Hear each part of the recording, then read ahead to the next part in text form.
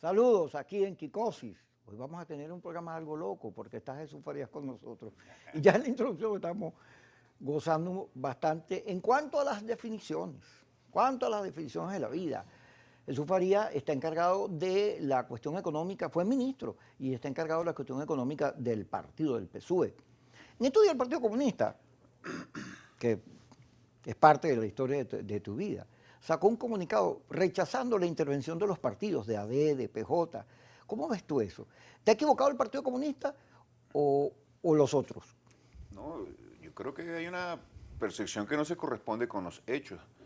Nosotros no estamos interviniendo a ningún partido. Hay una división en esos partidos. De hecho, son protagonistas altos, dirigentes de ese partido, los que están reclamando. Primero, falta de democracia.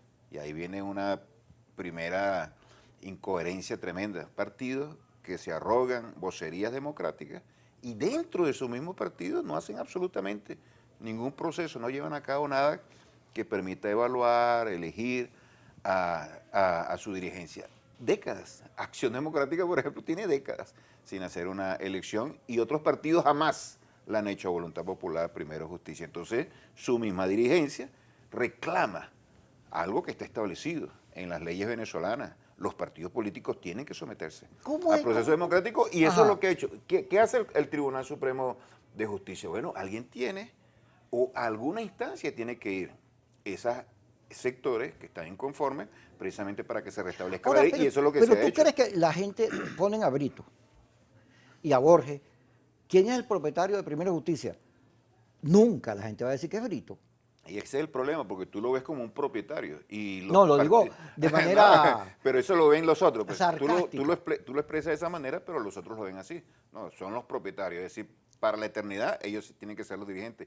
Y eso es lo que están reclamando, esa fuerza política. ¿Qué son los partidos políticos? Son pero instrumentos. Entonces el TCJ debería intervenir el PSUV de hace rato. Nosotros hemos hecho elecciones a la dirección nacional.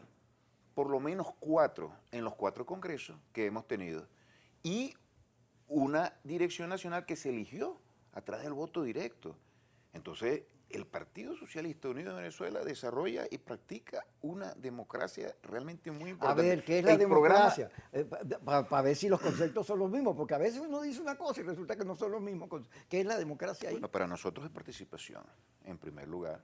La participación incluye el debate abierto, el desarrollo de la crítica, muy importante, la elaboración, el voto, el sometimiento a la mayoría, el desarrollo y la corrección de cada una de las líneas políticas, esa es la democracia interna. Y en cuanto a la crítica, mira, si tú escuchas a Chávez, todavía en los videos, y al presidente Nicolás Maduro, ahí hay críticas de su gestión, de nuestro trabajo muy importante, muy profundo. Partiendo de eso. Entonces nosotros elegimos, nosotros debatimos, nosotros sometemos a la discusión nuestras líneas programáticas y la aplicamos. Y todos nuestros candidatos, bien sea a la dirección nacional, a las direcciones regionales o a los cargos de elección popular, de una u otra manera pasan por el escrutinio de nuestra militancia. Partiendo de eso, partiendo de eso, fíjate que Maduro dijo hace varios meses, no solo es culpa del imperialismo, nosotros nos hemos equivocado. Sí, así es. Ajá, esta situación que vive el país, yo tengo 15 días sin agua, no sé si te pega tengo una mana de mosca. Tuvieron que echar aquí un spray antes de que tú llegaras. Porque... Ajá, se va la luz, la internet no sirve, la delincuencia está de terror, la situación económica, dolarizada la economía, todo cuesta más que Miami o que cualquier estado. Eso no merece una reflexión sobre por qué llegamos a estos niveles. Ustedes, desde la perspectiva de la oposición, cuando desarrollan el... Gracias por decirme oposición, porque tú sabes que los radicales dicen, no, vendido con ¿En serio? No, a por favor, grábame. Vuelve a repetirlo, repítelo. Representante y vocero fundamental de la oposición. Gracias. Mira, Kiko, ustedes sacan del contexto y de una manera que no puede ocurrir el tema fundamental, no solamente del contexto económico, sino en lo político, en lo internacional, que es el bloqueo. Nosotros pero antes el bloqueo había crisis. Y ya te voy a decir, nosotros estamos sometidos a un bloqueo brutal. El corazón de la economía venezolana es el petróleo. Nosotros no podemos vender el petróleo porque sancionan a los compradores, no lo podemos transportar porque las navieras son sancionadas, no podemos producirlo porque los que han invertido acá han tenido que salir y no podemos comprar la tecnología porque sancionan a quienes nos venden la tecnología. Entonces eso altera drásticamente nuestro ingreso de divisas, impacta la economía, el ingreso del Estado, impacta la inversión social, la inversión en los servicios públicos y por supuesto todo lo que estamos viendo nosotros aquí, el deterioro de los servicios públicos, la hiperinflación, la caída productiva está estrechísimamente vinculado al bloqueo. Podemos decir, sin Pero temor a antes, equivocarnos, cuando empezaron ya voy a caer para los allá, precios. ya voy para allá para que Ok. tú veas, sin temor a equivocarnos, el principal problema económico de nuestro país es el bloqueo al cual estamos sometidos, un bloqueo ilegal y un bloqueo brutal por el impacto que ha tenido. Muchos dicen, no, la crisis era vieja. Y efectivamente nosotros veníamos arrastrando problemas, pero la inflación, ¿cuánto era la inflación del año 2017? 800%. En el año 2017 comenzaron las sanciones de Donald Trump. La primera fue en agosto del año 2017, donde se nos prohibió a nosotros financiamiento internacional y reestructuración de la deuda, también a PDVSA. ¿Cuánto fue el mayor nivel inflacionario que hemos alcanzado nosotros en esos 3 años? 10.000%. Es como que tú vieras a una persona y le da un catarrito y después a los 3 meses le da el coronavirus y se muere. Yo, coño, esa persona estaba enferma. Le dio un catarrito. No, se murió del coronavirus, del nuevo coronavirus. Son cosas que nosotros tenemos que ponderar en su debida. La caída de la producción. Tú vas a comparar lo que ha ocurrido en estos 3 años con lo que ocurrió en los años anteriores, que también fue una contracción muy importante, pero también estaba asociada a la caída de los precios del petróleo en el año 2016, e históricamente siempre ha ocurrido así. Hay un ciclo petrolero que se corresponde con el ciclo productivo interno. La escasez, el deterioro de los servicios públicos. Nosotros siempre hemos tenido problemas en los últimos años, el problema de la luz, el problema del agua, pero lo que estamos viviendo en la actualidad es un drama. La gasolina, estos niveles de escasez de gasolina nunca los habíamos tenido. Es el bloqueo lo que se ha convertido no solamente en la causa fundamental de nuestros problemas, en la principal traba para que el problema avance. Y lo dramático de esto es que hay actores nacionales, bueno, nacionales es mucho decir, locales, que operan aquí, absolutamente desarraigados a cualquier noción de patria y de nación, que avalan, justifican, estimulan ese tipo de sanciones. ¿Cuál es el propósito? Derrocar a un gobierno. ¿Tú crees que la ética que se tiene que ejercer en la política, en el desarrollo de la política, en la actuación política, te permite hacer algo como eso? Someter al pueblo a todas esas dificultades cotidianas para que haya una implosión social y poder capturar. Es una actitud absolutamente miserable. Y el pueblo, en su inmensa mayoría, ahí hay un absoluto consenso. ¿Puedo preguntarte algo? Y ya para terminar, un consenso casi absoluto. Ajá. No permitirán jamás que una fuerza extranjera utilice a unos títeres para hacerse del poder después del daño terrible al cual ha sido sometida nuestra economía y los tremendos problemas del pueblo. Vamos a ir al corte. No sé si tú coincides conmigo en Vamos a esto. discutirlo. No sé si tú coincides Tú sabes que conmigo. como yo me he ido saliendo de la confrontación, pues, gracias a Dios. ¿Te has salido en la el confrontación o cerebro- estás en el medio de la confrontación? En el medio. No te Tienes has razón, salido. estoy en el medio. Y me encanta estar en el medio. Y Dios quiere el país se mueva para el medio para salir de la confrontación pero y en enfocar este tipo de ese cosas tú no problema que puedes están ahí planteados. asumir ningún tipo de Ya punto va. intermedio. No, porque ya es vamos. una cuestión en la cual Ya se va. está debatiendo Vamos a discutirlo, elementos esenciales. en buenos términos, No, fíjate. claro. Para hacer un ejercicio de racionalidad política, porque, fíjate, las encuestas, la última que vi, el 92%. Nada menos nada más dice que no le gusta la situación. Es decir, Bueno, es que tú me preguntas a mí, ¿tú estás de acuerdo con lo que está ocurriendo en el país, en la situación económica? Por supuesto que no. ok. Pero una cosa ¿qué le totalmente dice? distinta Pero es a fíjate, quién tú le atribuyes. Está bien, pero Jesús, ¿A yo te quién- a dejé quién- a quién hablar. Yo te dejé hablar. Te estoy respondiendo que tú me estás haciendo una Pero pregunta. no me has dejado. Ahora dice que yo no dejo hablar y tú no me ¿A dejas quién le hablar. atribuyes tú? Mira, vamos a ir Yo al creo que corte. esa es la pregunta que debemos Ok, debatir. pero vamos a hacer una cosa. Vamos a tratar de llegar al meollo. Yo creo que cuando Chávez decía ser rico es malo, que no había que salir del control de cambio, que todas esas cosas, al final hay de que cuentas, ubicarlo en su contexto, que los empresarios eran los enemigos y Kiko, los pero culpables de la hay que crisis. ubicarlo en el contexto. Jesús, yo te dejé hablar. Porque tú lo lanzas así al voleo. Bueno, pero yo no te interrumpí. Bueno, vamos a ir al corte Tienes cuando razón, regresemos. tienes razón. Ok. Prometo no interrumpirte. Cuando regresemos, porque ya me están haciendo señas aquí que corte o me cortan. Ya regresamos.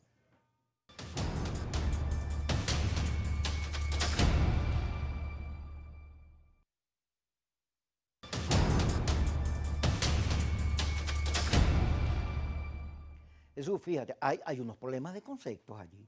Yo me acuerdo que Aristóbulo decía, si dolarizamos, si quitamos el control de cambio, nos tumban. Resulta que ahora la dolarización es lo que te está dando ingresos. Hay unas mitologías allí, ser rico es malo, todo ese discurso contra el empresariado, toda esa visión ideologizada de la economía, pues eso tiene una responsabilidad en lo que pasa. La inseguridad jurídica, ¿de quién es responsabilidad? Nada más te pongo eso ahí, pues, para que no digas que estoy condicionándote, nada, persiguiéndote. No, no, no. Discutamos de verdad. Hay unos errores conceptuales en economía. Fíjate que se está hablando de utilizar o ir hacia el modelo chino, porque lo cierto es que la manera en que la revolución ha tratado el tema económico que ha sido muy clásica y por lo tanto muy errónea, los resultados económicos. Claro, el barril estaba a $100 y había plata y regalábamos plata, pero no hubo un diseño que nos permitiera eso que siempre se ha dicho que es convertir el petróleo en sustento, sembrarlo. No, por el contrario, se gastaba como cualquier otro, como si te hubieras ganado la lotería. No hubo una perspectiva de país, un diseño. Y eso es lo que yo he escuchado mucho en compañeros tuyos, que en el actual esquema no hay posibilidades de desarrollo, no hay posibilidades de prosperidad, porque la confrontación, ya sea con la oposición, con el imperio, tiene un punto de vista ideológico que en la actual situación obligaría a repensar. Oye, 4 millones, 5 millones de venezolanos que se fueron. Hay un país que las encuestas dicen desesperanzado, que no cree en nadie porque la vida se ha vuelto muy imposible. ¿Cómo recuperamos los estándares de vida que teníamos en el 98, por lo menos en términos económicos? ¿Cómo hace el gobierno para, dentro de este esquema, bueno, sí, tienes sanciones, tienes esta confrontación, este lío prendido, unos países que respaldan a Leopoldo y a Guaidó, a los Estados Unidos en contra, pero ¿cuánto hiciste tú para construir eso? ¿O no hiciste nada? Te hablaste tanto que tenemos que ir al corte. No, no, dale, dale, ahora. Mira, Kiko, nosotros por supuesto hemos cometido errores. Ahí no hay ninguna discusión. Es imposible gobernar sin cometer errores. Así es. El error es parte de la acción humana incluso. Ahora, atribuirle a los errores la situación del país creo que sería una exageración. Tú dices, ¿cómo se podría cuantificar? ¿Qué parte de la responsabilidad de esos errores está plasmado en la situación económica del país? Ya te lo dije, mi opinión es que el bloqueo, impedir que podamos producir y vender petróleo, impedir que podamos producir oro, impedir que podamos utilizar la banca, tener incautado fuera del país 6.000 millones de dólares líquidos, tener bienes robados por parte de los Estados Unidos por decenas de millardos de dólares, ya es una catástrofe, algo realmente escandaloso y que nosotros tenemos que evaluar en su justa dimensión. Entonces se dice, bueno, porque ustedes criminalizaron al empresariado, no le dieron seguridad jurídica e impidieron que la economía se desarrollara. Ahí hay medias verdades. Los empresarios le dieron un golpe a Chávez en el año 2002 y mantuvieron un hostigamiento terrible hacia la revolución bolivariana por años. Aún así, el presidente Chávez dio todas las condiciones para que ese empresariado se desarrollara. El boom económico más importante de toda la historia republicana ocurrió entre el año 2004 y el año 2008. Producto de un boom petrolero, por supuesto, es una economía petrolera. No es otra cosa, es una economía petrolera, va al ritmo.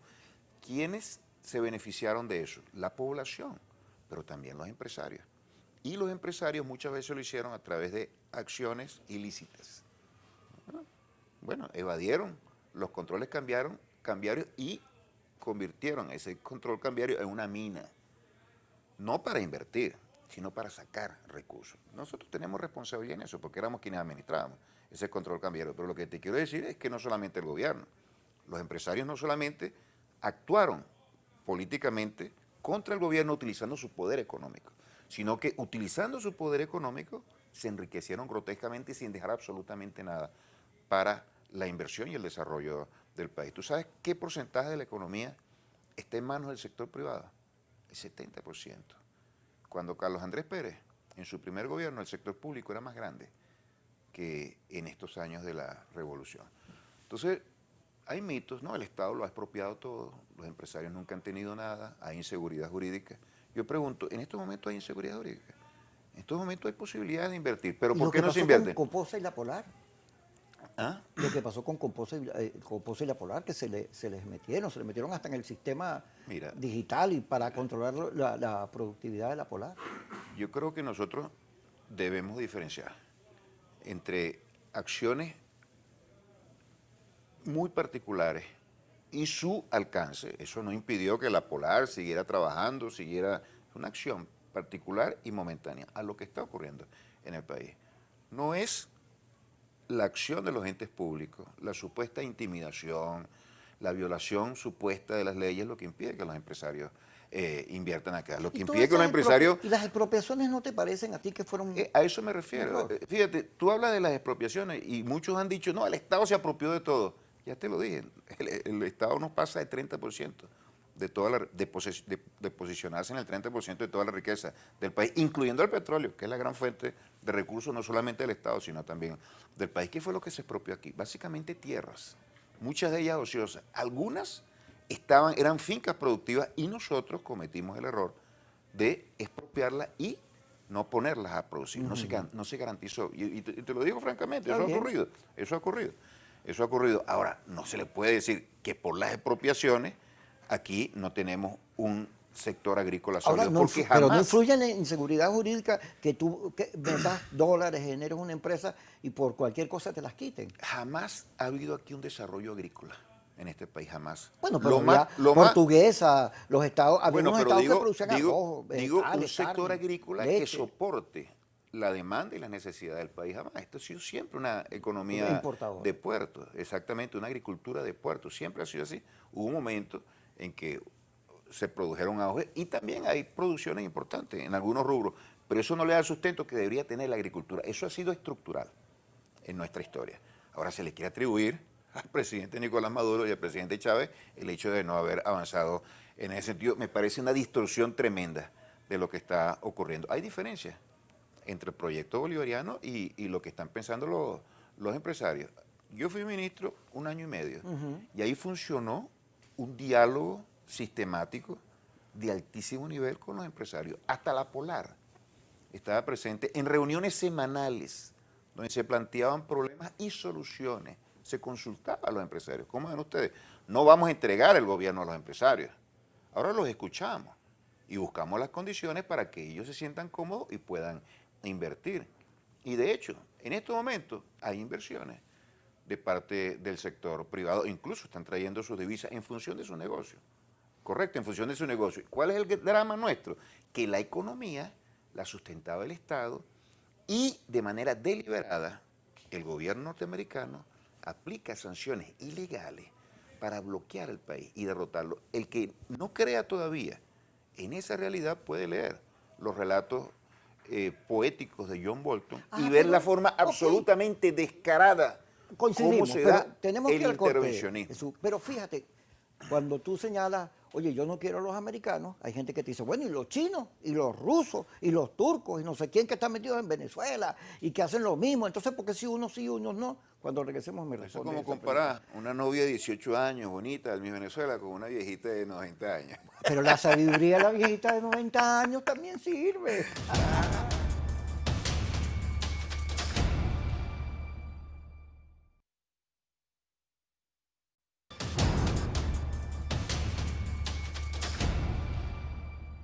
Eso, pero fíjate, el país se ha movido.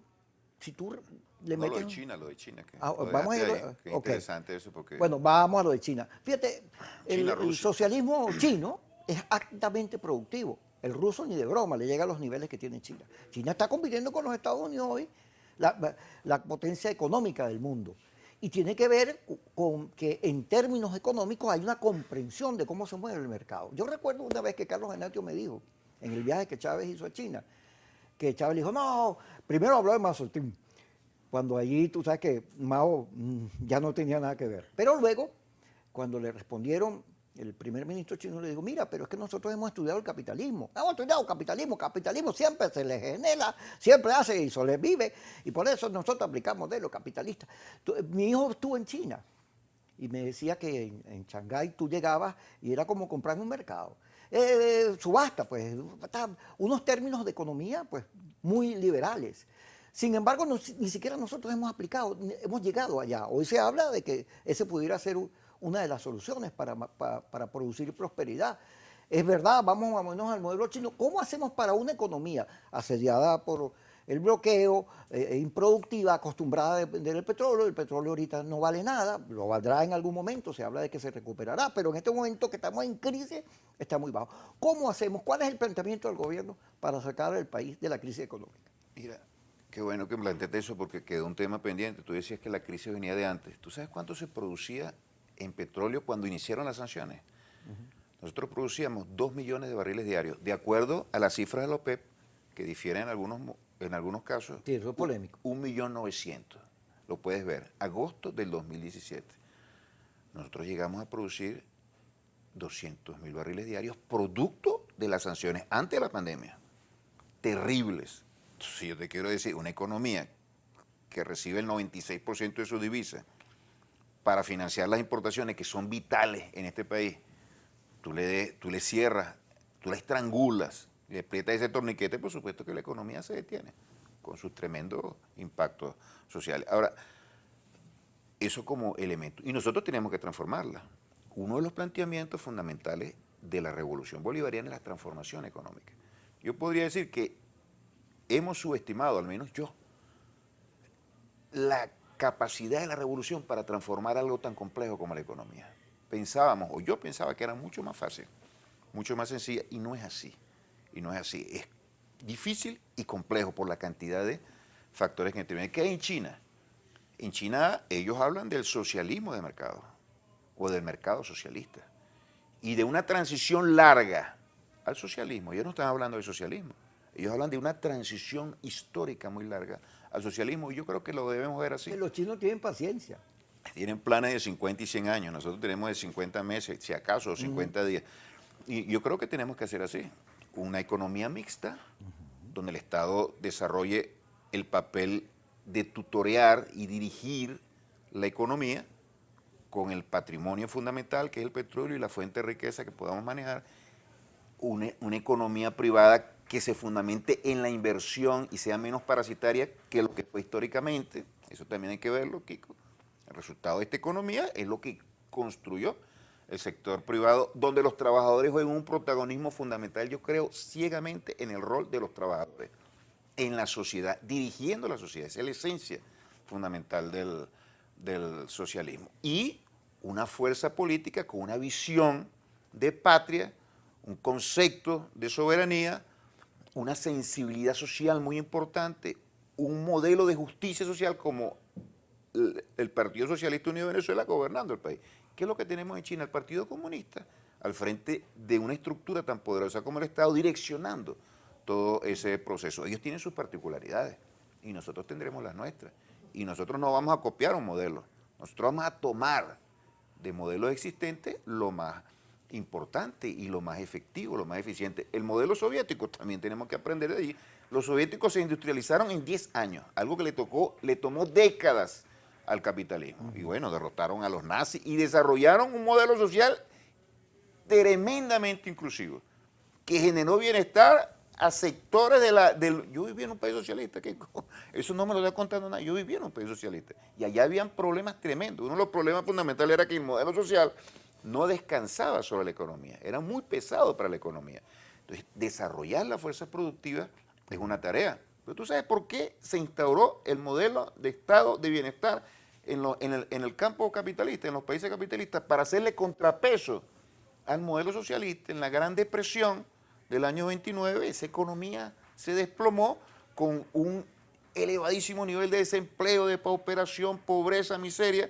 ¿Y qué ocurría en el campo socialista? Se desarrollaba la industrialización, se generaba empleo, educación gratuita, salud gratuita, una inclusión en las pensiones, el sistema de seguridad social. A partir de ese momento, como parte de la lucha intersistémica, fue que ellos desarrollaron eso. Se cayó, se desplomó el mundo socialista, comenzó una nueva ola neoconservadora, liberal desde el punto de vista económico y barrieron con el estado de bienestar. Esa es la historia, esa es la historia.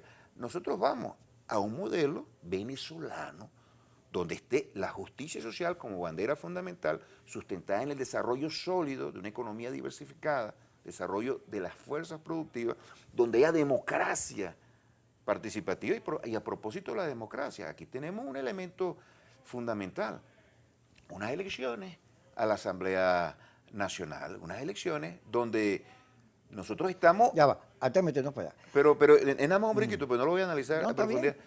porque nosotros vemos allí una forma de realización de los actores económicos, políticos y sociales. Entonces, acusar a Venezuela de ser un régimen autoritario en lo económico y también en lo político, yo creo que eso es un exabrupto que no cabe en la realidad nacional. Y además a nosotros decirnos que condenamos el imperialismo norteamericano, pero estamos promoviendo la intervención de los chinos y la intervención de los rusos, es un argumento absolutamente pueril. Y los cubanos, se te olvidó. Y los cubanos, eso se cae por su propio peso. ¿Qué hacen los gringos en el mundo? ¿Y qué han hecho los gringos en Venezuela?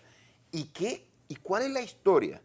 ¿Cuál es el historial de tropelías, de invasiones, de masacres de los Estados Unidos, del gobierno de los Estados Unidos, de los poderes fácticos que están al frente de los Estados Unidos en todo el planeta? Mira, hagamos una suena la revisión. campana porque ir para el corte. Mira, 30 segundos para redondear Dale. la idea. O sea, hay una diferencia gigantesca. ¿Qué han hecho los rusos? ¿Qué han hecho los chinos? Colaborar, cooperar. Ahora, los gringos, todavía posesionados por una muy moderna doctrina Monroe del año 1823, piensan que nadie puede hacer en América Latina lo que de acuerdo a sus intereses soberanos ellos estimen que sea conveniente para su pueblo, ni siquiera integrarse regionalmente, que fue uno de los proyectos básicos del comandante Chávez y de Bolívar antes. Entonces nosotros decidimos Ya, con Jesús. quién nos vinculamos, decidimos con Me quién van a nos vinculamos, y Mira, entonces... me van a matar aquí si no te tiro para el corte. Vamos para el corte y ya regresamos con Jesús. Disculpa, Kiko.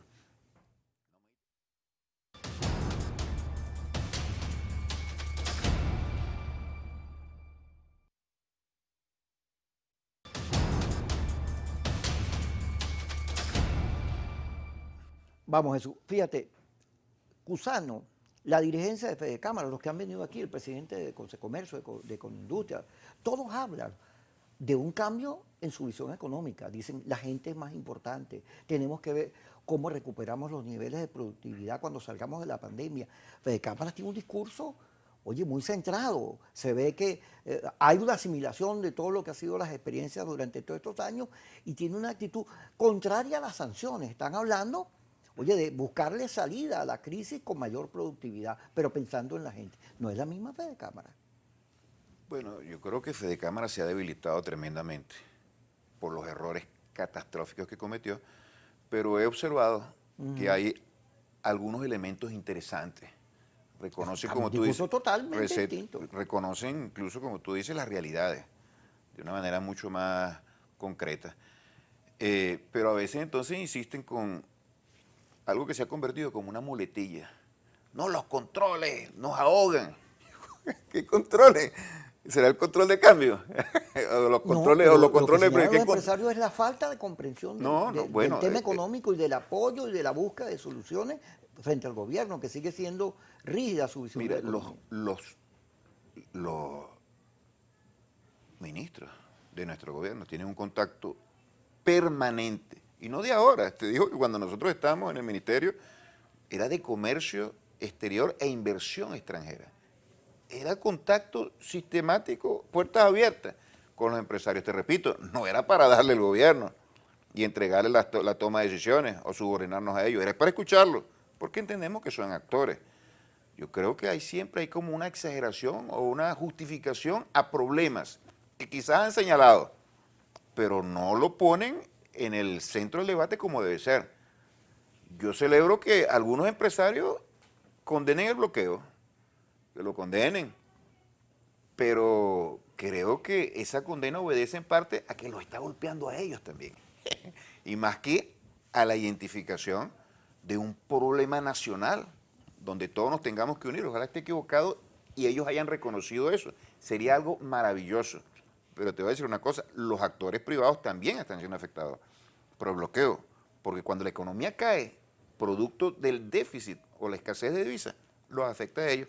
Cuando cierran cuentas no solamente al Estado, sino a ellos en el exterior, los afecta. Cuando ellos no pueden comprar o vender fuera del país, porque hay la proyección terrible de una imagen venezolana, bueno, en guerra, sometido a una guerra económica, eso los afecta terriblemente a ellos. De tal manera que las sanciones y el bloqueo no son exclusivamente una política para debilitar a Maduro, es una política para enterrar a la población en una situación de pobreza que los obligue a ellos a doblegarse o irrumpir. Pero no se están doblegando, lo que te están diciendo es que les importa el país y que hay que No, buscar... yo hablo de la población, Pero el fíjate, impacto sobre la pero población. como estamos hablando del tema empresarial, los empresarios te están diciendo, vamos a meterle coco al asunto, vamos a ver cómo sacamos el país adelante. Está bien eso, eso es magnífico. Yo siendo Maduro los convoco, me reúno. Pero tú crees que, pero eso es lo que te estoy diciendo, Kiko, hay una le doy todas las dinámica y condiciones. hay un contacto permanente. Por ejemplo, con el tema del COVID, se creó una mesa donde ellos participan. Pero hay contradicción cuando te metes en Coposa. Siempre Coposa hay estaba contradicción. produciendo el 15%. Bueno, porque los insumos no los pueden comprar. Y vas y los interviene. Y te metes... Siempre hay una política en cuanto a los precios, en cuanto a la visión de la economía. Siempre, que la especulación y la cosa. Cuando hay otras realidades estructurales más complejas. Tiene que ver cómo tú comprendes o entiendes que este país necesita... Hoy, frente a la realidad petrolera del coronavirus, oye, priorizar la economía, priorizar el sector empresarial y convertirlo en tu aliado. Eso no está claro ahí. Absolutamente claro, está absolutamente claro el rol que debe jugar el empresario en la economía y todos los espacios y los estímulos que se deben generar para desarrollar la fuerza productiva en manos del sector privado. Eso está absolutamente claro. Lo que yo pienso es que no podemos generalizar una situación, un caso aislado y puntual, no lo podemos poner nosotros como que hay una arremetida. Se habla de control de precios porque establecemos unos máximos de precios en algunos sectores que son básicos y donde observamos que es especulación. Mire, la especulación. Pero pones La a especulación, producir tú sabes, a la gente a pérdida. La mayoría de la intervención no es para que la gente provoca pérdida. y es precisamente eso. Los precios regulados, los últimos, se establecieron con la opinión y la participación de los privados y se les dio un margen de ganancia de 30. Ahora tú sabes muy bien que la especulación es parte de nuestra economía. La especulación la estudiaba Massa Zavala, Armando Córdoba, Francisco Mire, en los años 80. Sí, un genio. Bueno, mira, en los años 80, es decir, que eso es parte del rasgo de nuestra economía. Y nadie puede negar que aquí los empresarios buscan ganancias astronómicas. ¿Quién decía que este era el país de los empresarios quebrados y, de las empresas quebradas y los empresarios prósperos? Eso lo decía Luis Herrera. Cuando el Viernes Negro aquello fue algo traumático que lo impactó incluso al que estaba al frente del país. Entonces, aquí una visión en la etapa democrática que se apoyó en un empresariado. Bueno, el Estado ponía la infraestructura, ponía electricidad, agua, para que hubiese crecimiento económico. Esa es la visión de Betancourt y también de Caldera, por cierto. Es que me refiero a esto. Ellos vieron en el negocio una forma de enriquecerse sin invertir, sin competir. Ve la estadística de la inversión, 30 años sin invertir el sector privado con sus propios recursos. ¿Sabes cuánto hay fuera? Es que la dependencia petrolera, oye, Estado que recibía casi todos sus ingresos del petróleo. Pero a eso me refiero. Pero aquí hubo un empresariado que ayudó a construir el país. Yo creo que eso no es muy difícil llegar a la conclusión. Estamos hablando de la economía. Claro. En su totalidad. Si fuese así, no tuviésemos una economía petrolera dependiente, con escasísimo nivel de desarrollo tecnológico y, en general, de desarrollo productivo. Eso. Chávez dijo, vamos a sembrar el petróleo, como decía mentira, el Estado se convirtió todavía más dependiente. Pero estamos de acuerdo en que no hubo nunca. ¿Ah? Estamos de acuerdo en que no hubo nunca eso. ¿Qué cosa? Un desarrollo real de la economía productiva. Bueno, tú comparas los números de la democracia antes de 1998 con los de ahorita y te das cuenta que... ¿Qué números? Los números de la economía, de la productividad, de la educación, del agua, de la salud, del gas, de todo. El Chávez agarró a este país en la mayor crisis de toda la historia, solamente superada por esta, por los impactos terribles del bloqueo. Había una crisis que lleva a Chávez al poder, pero no tú revisas los números de la democracia, cuando el dólar valía 4.30 y todo lo que se armó como diseño económico y te das cuenta que no, que había un proyecto de país. La industrialización que se aplicó en Venezuela fue una industrialización fallida, porque fue una industrialización que buscaba sustituir importaciones. ¿Y qué tuvimos nosotros después? Una mayor dependencia de las importaciones. ¿Tú Pero sabes no por qué? cambiaron Pero eso. bueno, viste, ya estás incurriendo Está en las bien, interrupciones. ok. ¿Y tú sabes por qué ocurrió Tengo eso? que cortarte otra vez. Bueno, ya para finalizar, ¿tú sabes por qué ocurrió eso? Porque el empresario privado no tuvo la mentalidad de invertir, era la mentalidad rentista. ¿Qué hacía con los recursos que le ponía Pero sobre aquí la un- mesa el Estado? aquí Los agarraba y los deficiente, sacaba lo que del tú país. quieras, pero había un parque industrial, Y había- todavía había- lo hay. ¿Por qué no se pone? No, por eso qué- está vendido así, ¿Pero también. por qué? Porque los recursos que deben ser invertidos en ese ámbito vienen del petróleo, Mira Yesenia, básicamente. mira Yesenia. Y para finalizar la idea, y al no poder generar el petróleo, esos recursos, ese parque industrial se encuentra en la crisis en la que tenemos en estos momentos. Mira. El que obvie Jesús, vámonos por el la corte. existencia de un bloqueo brutal, yo creo que está No. viendo Hay que salir de la esta realidad en situación. una perspectiva Vamos a hablar en el absolutamente próximo negro, errónea. vamos a meternos en el tema de la Asamblea Nacional y las elecciones, porque ya se está acabando. Pero Me no invita te otro día. preocupes, Me te invito otro día. Además, No te pongas, si me no te- dejas no hablar. te pongas bravo por eso, Kiko. No te pongas bravo por eso. Vamos al corte y ya regresamos con Jesús Faría.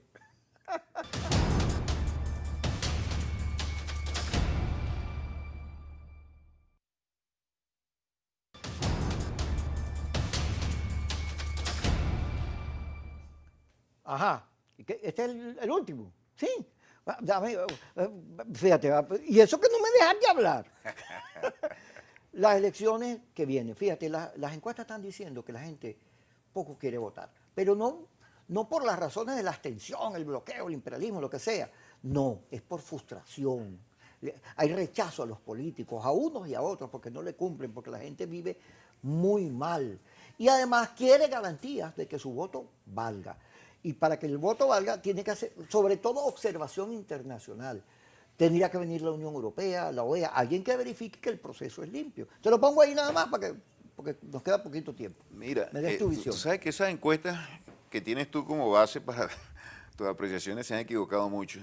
Son las mismas que tiene el gobierno, por cierto. Esas encuestas son las que dan siempre ganador a la oposición y por cierto nunca Data ganan. Análisis Siempre, nunca y dio siempre, ganador. y siempre, Mira, siempre da ganadora Chávez. y siempre cantan fraude, pero jamás hay una prueba. Lo que yo te quiero decir es que la gente va a participar en el proceso electoral. El electorado de la derecha está en una situación de frustración terrible.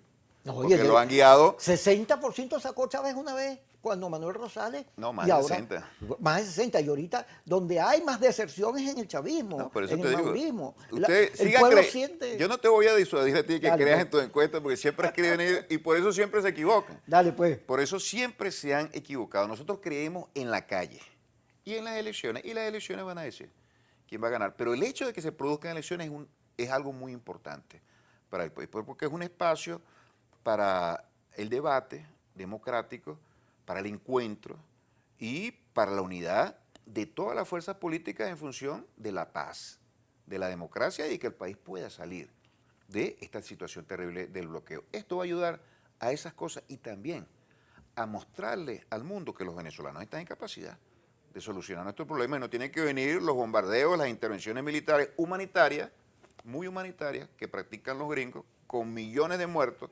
como saldo No, yo no estoy de acuerdo con genocida. eso, ¿eh? Por eso, pero yo te estoy dando, Y mucha gente, el 72% del le país no vamos está a de acuerdo con eso. le vamos a demostrar al mundo que nosotros estamos en capacidad de construir el camino a salir de los problemas de manera civilizada, sin necesidad de eso.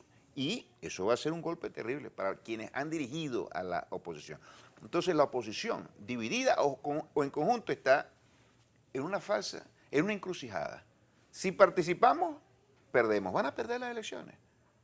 La organización, la movilización del chavismo, una fuerza política y electoralmente invencible en estos momentos y se va a demostrar. Pero Con los votos. perdieron en el Entonces, 2015. en estos momentos estoy hablando. Entonces, nosotros y subestimamos tremendamente el impacto de toda la campaña y de todo el ataque que se dio en contra del país desde el punto de vista económico. Van a perder. Y si no participan, y si se abstienen, también van a perder. Entonces la oposición va a tener que asumir el costo gigantesco de errores que ha cometido. Mira, un error capital, pecado capital lo podríamos decir, ha incurrido y ha insistido, es reincidente, número uno, en el entreguismo, de la manera más posición. Una verdadera, discúlpame la palabra, una llaga putrefacta.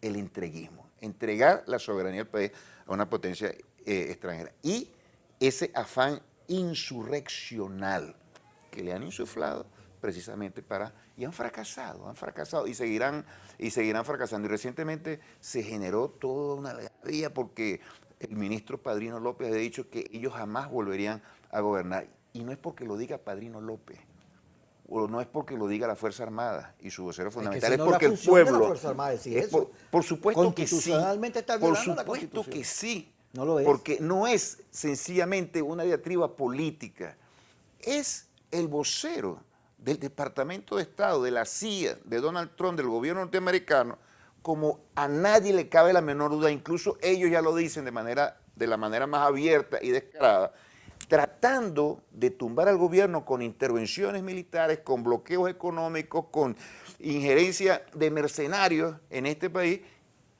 y la Fuerza Armada, garante de la paz y de la soberanía, expresando un hecho que es indiscutible. El país no va a permitir ni una guerra ni una injerencia internacional. Lo que quiso decir, para los intérpretes de los discursos, lo que quiso decir el general en jefe fue que están desacreditados e inhabilitados política y moralmente para gobernar este país. Y no lo hacemos nosotros, no lo inhabilitamos nosotros, el mismo pueblo los inhabilita. Están cometiendo errores gigantescos. Y tú, por cierto, me decías, están cometiendo los mismos errores que la izquierda en los años 60. Yo creo que esta oposición de hoy se parece mucho a la izquierda de antes. Hay diferencias gigantescas. No, el Partido Comunista también se metió en insurrección. Y fíjate la superficialidad, superficialidad. La izquierda en aquel momento jamás llamó a la intervención imperial. Jamás. La izquierda en aquel momento jamás llamó a bloquear económicamente el país para que se generara una situación de ebullición política para poner en problema a Betancourt y a Leones. Para terminar la idea. Habría que hablar mucho de eso. Pues yo tengo cuentos de Pompeyo que decía que el Partido Comunista Soviético venía aquí a reunirse a decir qué es lo que tenían que hacer. Al contrario, si la tesis era que el Partido Comunista de Venezuela había roto con el PECUS, el Partido Comunista de la Unión Soviética, porque el PECUS no era partidario, valga la repetición, de la lucha armada. Es totalmente distinto. Los que te contaron eso están diciéndote mentiras gigantescas. Pero en todo caso, en aquel momento se dio una represión gigantesca al movimiento popular. Por miles se cuentan, Kiko, y esto no lo podemos olvidar nosotros, los torturados. Bueno, ¿los presos de hoy? Espérate, ¿Cómo justifica los presos de hoy? Por miles, torturados, desaparecidos, asesinados. No digo lo que estaban en la guerrilla. No digo lo que estaban en la guerrilla, porque nosotros no vamos a reclamar los muertos, nuestros héroes que cayeron en combate, sino los que fueron asesinados de la manera más cobarde por los cuerpos de seguridad de Acción Democrática. Esos que dicen que ahora son democracias y se han convertido en una piltrafa de los gringos y de los represores. En aquel momento... Y los presos que han muerto en las cárceles. Tú vas a comparar hechos puntuales de esa situación. Un muerto es muerto, pero tú no puedes comparar una política de Estado, que era disparar, y cuando le dicen atropellar, al gobierno que es una dictadura. Llenar de sangre todo nuestro territorio nacional para reprimir a una fuerza política, independientemente de que ella tenía una posición insurreccional. No había pena de muerte y no había legalmente la posibilidad de torturar, poner preso, desaparecer, fusilar a las personas. No lo había. Jesús, por miles. Mira por Yesenia, miles. Ya para finalizar. Y tú no puedes comparar lo que ocurrió en aquel momento, es que me parecía, con cualquier antes desviación. Y ahora es malo que haya preso, con cualquier que haya desviación. Pero aquello era una política de Estado. La absolutamente aislado. Dice que eso también es política de Estado. ¿Tú sabes lo que ha dicho? No, precisamente esa es la gran mentira. Esta es la gran batalla. Ve acá, para finalizar y no te interrumpo más, es la gran batalla de la verdad contra la mentira. Y se debe poner nuevamente la verdad, Kiko. Segunda parte, viene la segunda parte de Jesús Farías. No, faltó un poco cosas, Kiko. Bueno, pero imagínate, son muchas cosas las que hay Tienes que darte 2 horas de programa. Sí. Vamos a hacer una campaña, vamos a recoger firmas para que Kiko tenga. No, hacemos el segundo programa. Pero tienes que invitarnos más a nosotros, los chavistas. ¿Cómo no? La proporción es como 10-1, ¿verdad? Por ahora. Nosotros somos demócratas. Pues 5-5, 5 días. Mira, en el Canal 8 nunca invitan a nadie. Bueno, pues una guerra. Estamos en una guerra. No, no estamos en guerra, tenemos que ir hacia la paz. Por- ¿Tú estás de acuerdo con la estamos paz, en con la guerra, democracia? estamos en guerra y vamos a la paz. ¿Tú sabes por qué? Por el chavismo y a pesar de la oposición. ¿Y tú, Por crees eso es que vamos. ¿Y tú crees que mis posiciones de defensa de la paz y la democracia son Nosotros mentiras? saludamos que ustedes estén en la agenda democrática que el chavismo le ha impuesto a una oposición que buscaba guerra. Kiko. Esto te va a hacer nada. Mira, te van a votar de la visión. Gracias por estar con nosotros. Gracias, Jesús. Gracias a ti, Kiko.